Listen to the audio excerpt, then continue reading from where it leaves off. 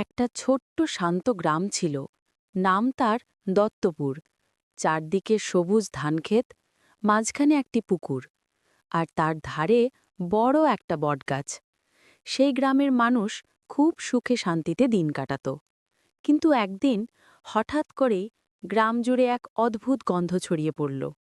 গন্ধটা এতটাই তীব্র যে সবাই নাক চেপে রাখত।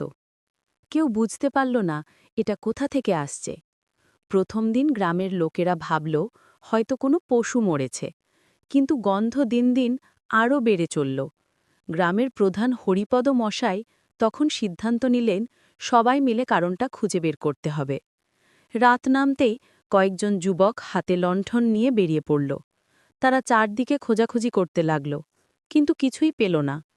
দ্বিতীয় রাতে তারা বটগাছের দিক থেকে একটা অদ্ভুত আওয়াজ শুনতে পেল। মনে হচ্ছিল কেউ ফিসফিস করে ডাকছে। সাহস করে তারা গাছটার নিচে গেল। সেখানে মাটির নিচে কিছু একটা ঢাকা দেওয়া ছিল। মাটি খুঁড়ে তারা একটি পুরনো কলস পেল, যার মুখটা শক্ত করে বন্ধ। কলস খুলতেই এক ঝটকায় গন্ধটা বেরিয়ে এলো, সঙ্গে এক ধোঁয়ার কুণ্ডলী। সবাই ভয়ে পিছিয়ে গেল। পরের দিন গ্রামের পুরোহিত এলেন। তিনি বললেন, এটা অনেক পুরনো কোনো তান্ত্রিকের কলস, যার ভেতরে অভিশপ্ত আত্মাবন্দী ছিল।